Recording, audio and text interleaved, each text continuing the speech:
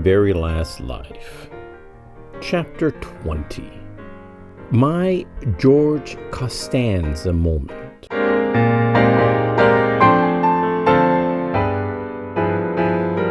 So this week I had my George Costanza moment. You know what I'm talking about, probably. I mean, if you're anything like I am, the one episode of Seinfeld that with George, the one George episode.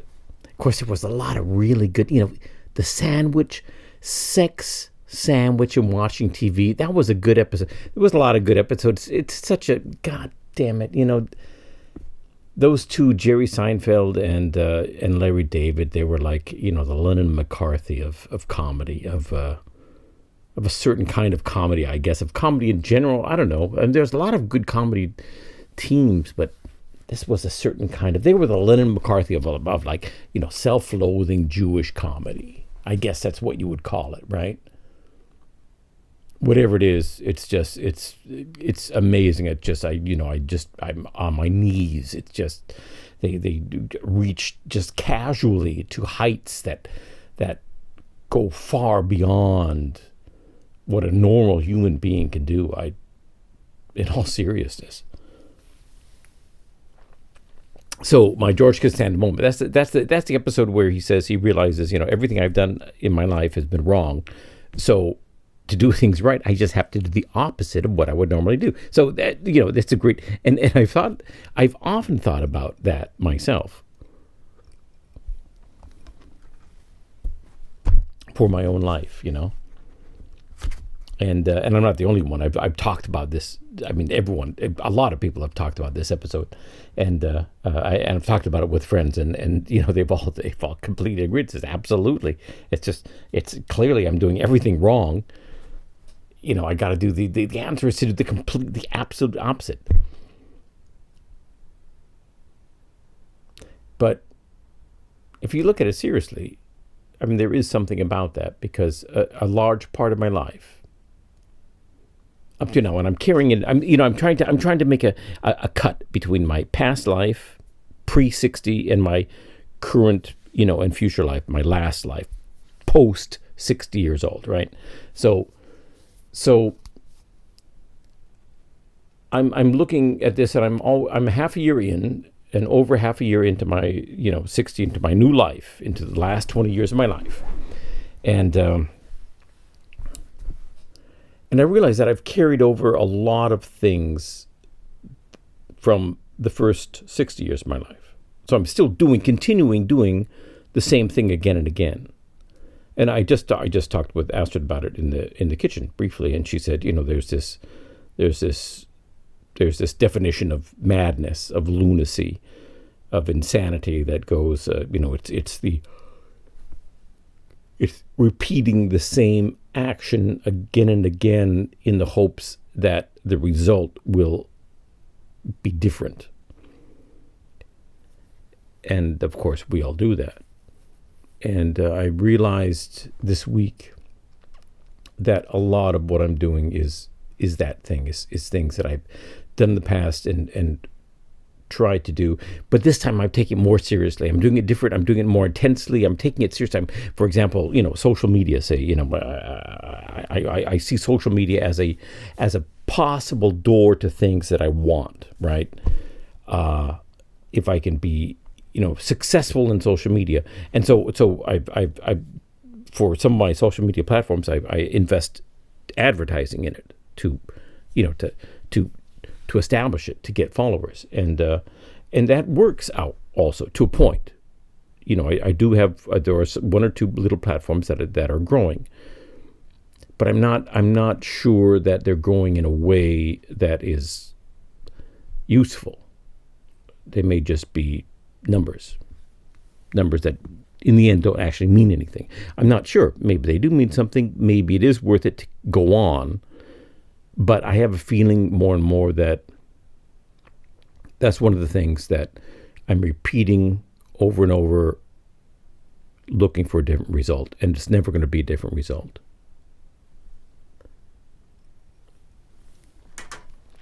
I made a list the title of the list is things I keep repeating in hopes of a different result. And social media is on one of these lists, on the list. One of the things on the list. And the thing that I thought about most this last week was Lagerfeuer Helden. We do in German. We do a little talk show, a little online talk show. In fact, we do 3 of them. In different constellations. With the Lagerfeuer Helden, I do with Astrid, and it's for kind of like upscale commercial literature. And then I do 2 other ones with a friend of mine, Matthias, who is more like small publishers. Poetry slammers, that kind of literature, socially aware literature, non-commercial literature. Of course, they all want to be rich and famous. But, and so these 3 talk shows, there's the 3 talk shows. One is called Lagerfeuer Helden, which means campfire heroes. You sit around, the image is writers sitting around a campfire talking story, And it's basically, we take one writer who has a new book out, we invite him online onto Zoom, and we live stream it on Facebook, and we talk to him about his book and about his life and things like that. And then the participants, the audience that comes in on Zoom, asks questions and takes part in the conversation. And that's Lagerfeuer Helden. And the other 2 are similar. But different. They all have different little things. One is more of a reading show. The other is more of a talk show. Things like that. But it's been going on now for a year. So we've been doing this for a year. It was a reaction to Corona, where Corona, with the lockdown came, the first lockdown, we realized, and our book came out just when the first lockdown was. So we realized we cannot give live readings with a live audience. And no one else can do. None of our colleagues, our other writer friends could either. So what are we going to do? So we started up this platform, online platform, for authors to, reach out to their readers and read with the readers and talk to the readers. So we have, we could present their books and do book premieres online. And it's, of course, it's a brilliant idea. It's the only really viable reaction to Corona for a writer. It's a good program, it's a good concept, it works, and we've gotten much more professional over the last year, where it looks pretty good now at this point. I haven't reached, and I probably never can reach, the level of professionalism that like a TV talk show host would have. These guys, if you've ever been in a TV talk show and been in the hands of these guys, these talk show hosts, and they, you are like putty in their hands, and they will just play you like a fiddle, as they say. And they're really, really professionals. It's amazing what they can do. It's a great skill. You sit at home and you say, oh, yeah, I can do that. I know better. This is stupid.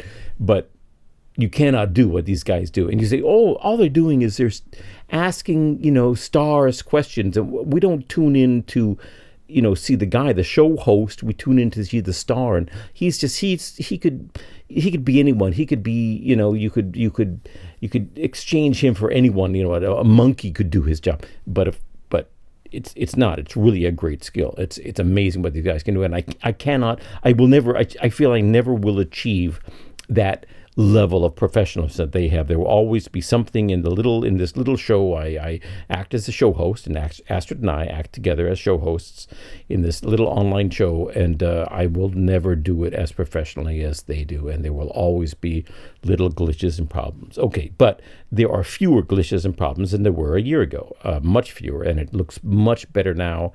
We have also higher quality guests, by the way, and it's much better.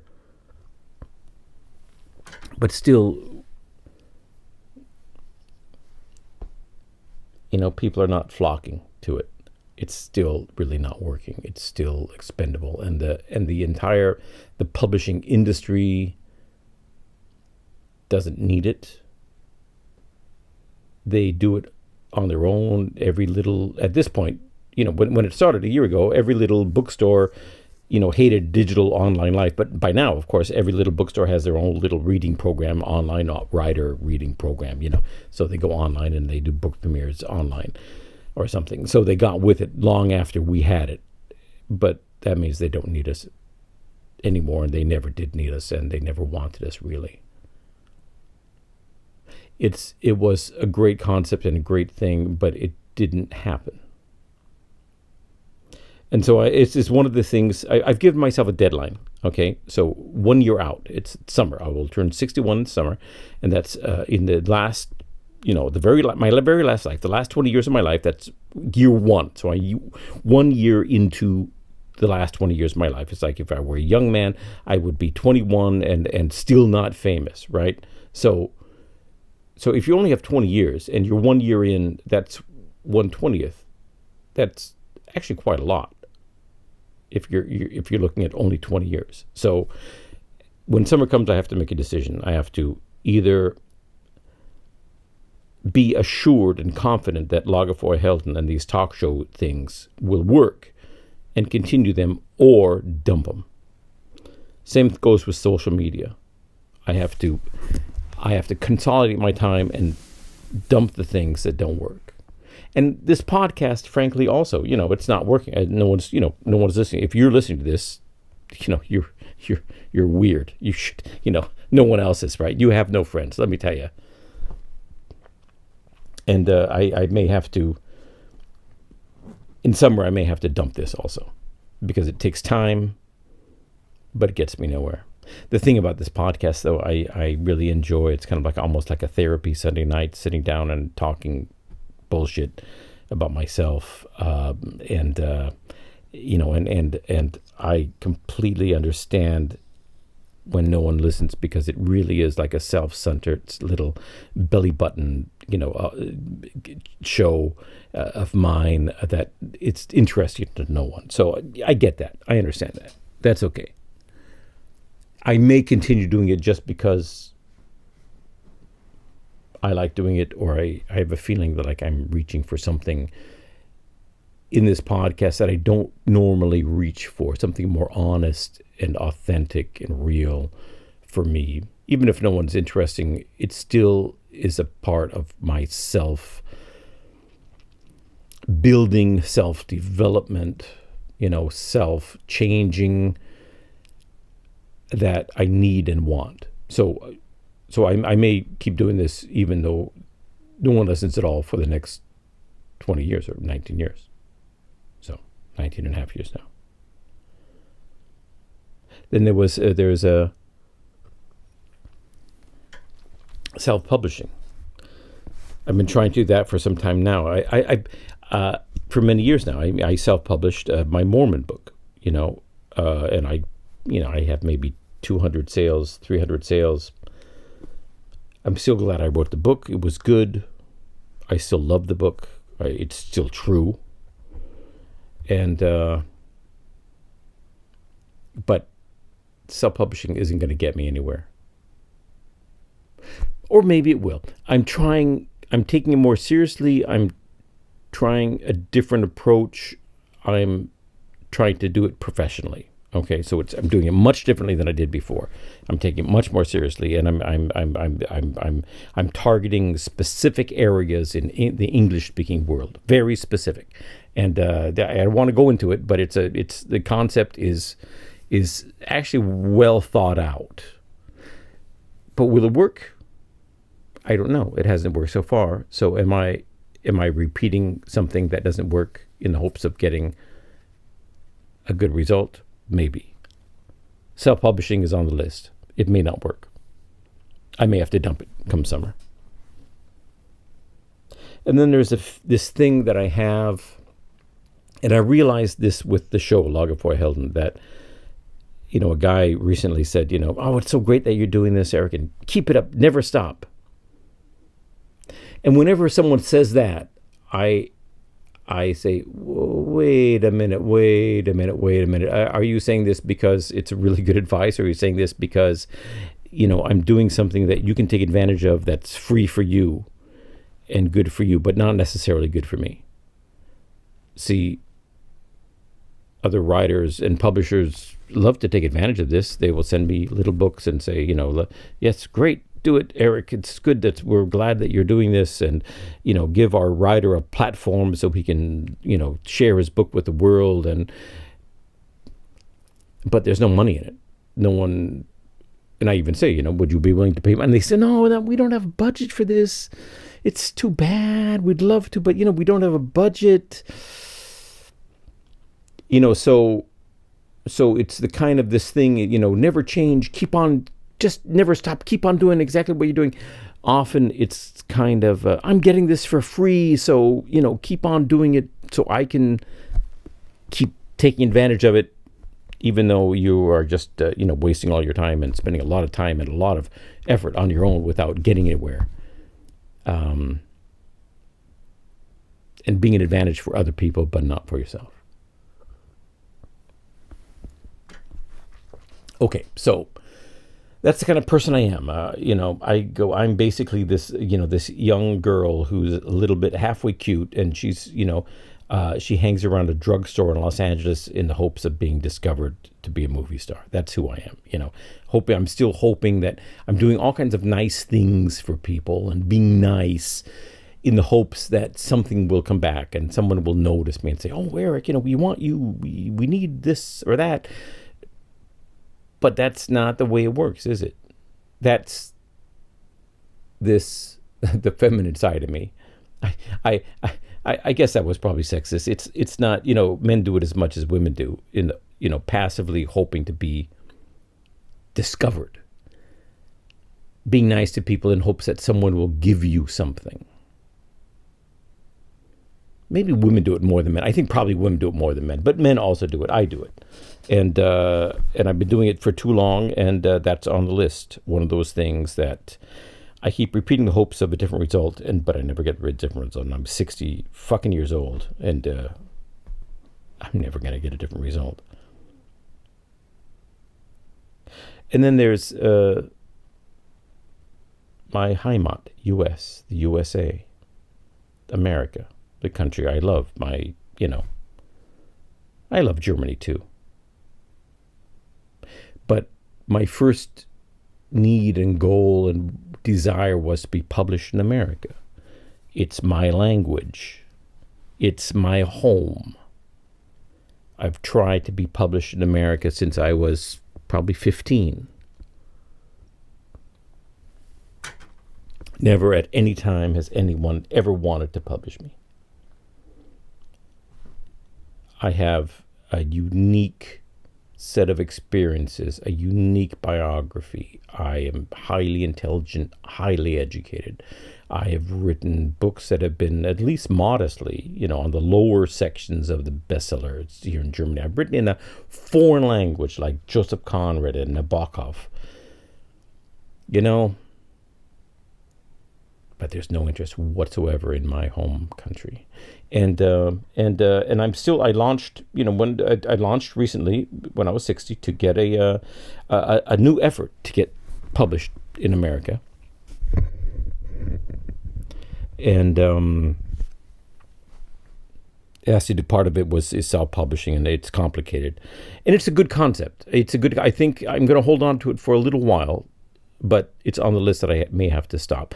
And that's the most frightening thing of all, All my life, I've been wanting to be published in my home country, and never have been. So that's probably, of all these things that I keep repeating all my life in the hopes of getting a different result, that's probably the one, that's probably the first thing that I started doing, and the thing I've been doing longest. And maybe I just have to give it up. And of course, giving up trying to be published in my home country, trying to be recognized by my fellow Americans as someone, means giving up on my home country completely. Just saying goodbye. What would I do then? Would I then be a German? No, I'll never be a German. Germans would not accept me as a German. I'm too American for that. So what would I be? I would be adrift. I would be a writer without a state. Okay, I'm maybe being a little melodramatic. Melodrama, what was it? Melodrama, thy name is man. Okay, anyway. But that's on the list. I physically really, I have an actual list. And those are the things I just named are on the actual list. And there's another side to this list.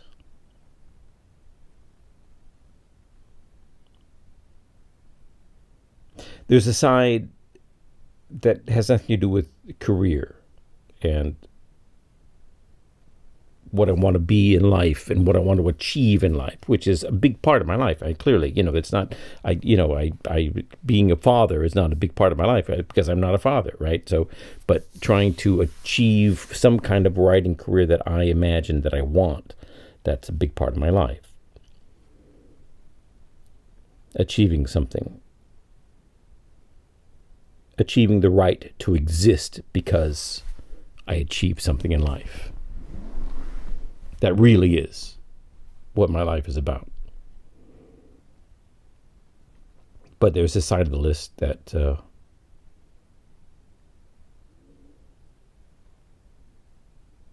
is kind of tougher. It's a tougher side. It's a more intimate side. It's a side of the list that goes deeper, like giving up America as my home country. One is relationship. Have I ever had a relationship that has given me fulfillment? Do I know how to do a relationship? I've been in love. I know love. But has a relationship ever been that what I want, what I need? Am I capable of it? Am I the guy who can do it? Or do I keep imagining that this is going to give me something, I'm going to get something from this, this is going to save me. It's going to save me. I think a lot of men want to be saved by women. And a lot of women probably imagine that they can save their man. And vice versa, I suppose. Well, for sure, vice versa. I mean, the cliche is the guy falling in love with the whore and thinking he can save her, right? So I've always wanted to be saved by a relationship. But of course I can't. I can't be. What else would I have to give up? What else should I maybe give up this summer? The comfy club. That's something that my dad said. He called me, you're in the comfy club. You have a comfy club. And I guess we call it today the comfort zone. You stay in your comfort zone. You don't go out and meet challenges and face challenges or meet new people and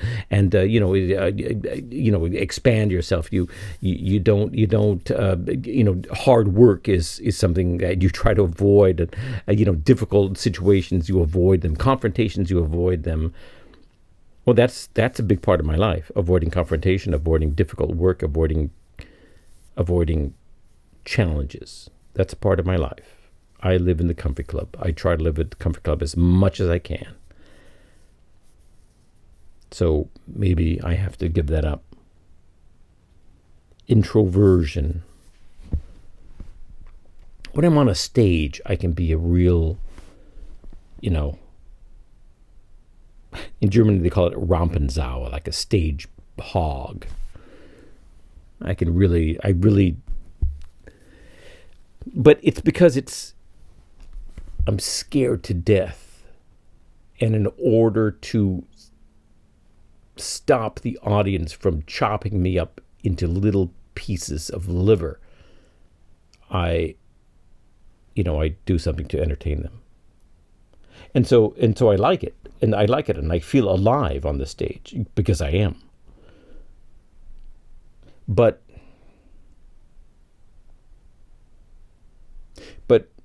basically, in the end, I'm an introvert. So that's got me nowhere, being an introvert. Maybe I should give that up. Or the opposite. Maybe I should give up trying not to be an introvert, trying to compensate for my introversion, for my, my kind of antisocial core being. I'm one of those guys who don't really notice that Corona's on, there's a lockdown on, because I'm happy to just stay at home all day long.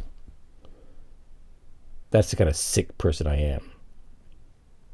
So, I don't know. Would I have to give up being that person, or would I have to give up trying to change?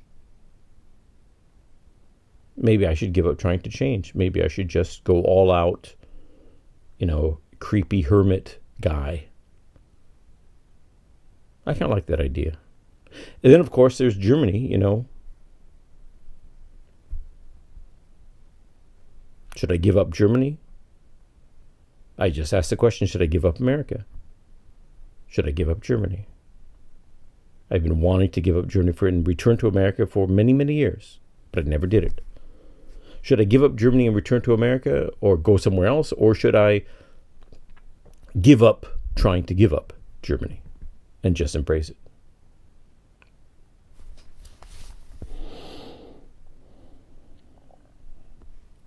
Well, I don't know.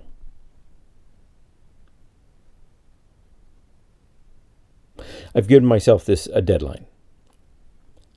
This summer, the day of my birthday, I want to know what I want to do with the last 20 years of my life. I want to start this process. I want to change who I am. I want to discard the things that are not working and consolidate the things that are working. I want to know where I want to go and how to get there. I have till July. That's not much time. All right, sitting here making lists, making lists is not enough. I got to do something. I got to change. There's a lot of bullshit on this list too. Well, so George Costanza changed his life, but only for one episode, of course. Next episode, he was back to be George Costanza because it's a sitcom. And there you go. I make these lists, and then tomorrow morning I'll forget what's on them. Who knows? Who knows what's going to happen?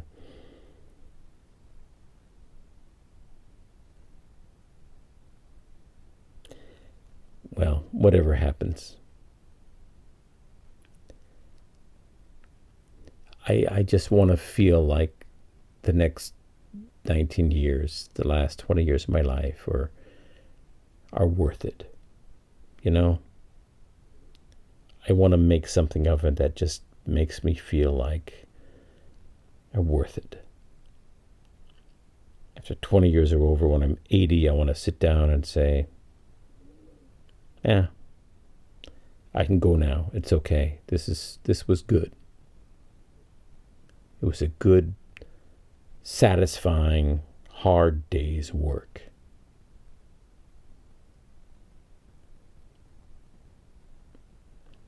Well, wish me luck, and good night. That's it, folks. And thanks for listening. Tune in again next week, or tomorrow, or whenever it is I do this again. Whatever, I don't know.